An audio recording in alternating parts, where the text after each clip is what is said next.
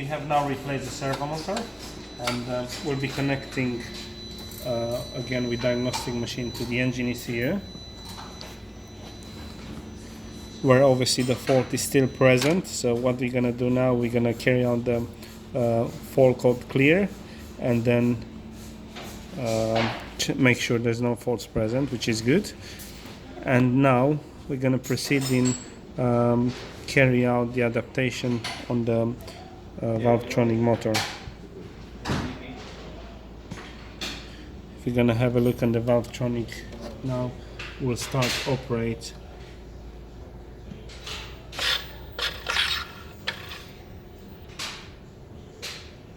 And by doing this, the Valvetronic has been successfully adapted, and we just have to put everything back together. The problem is solved.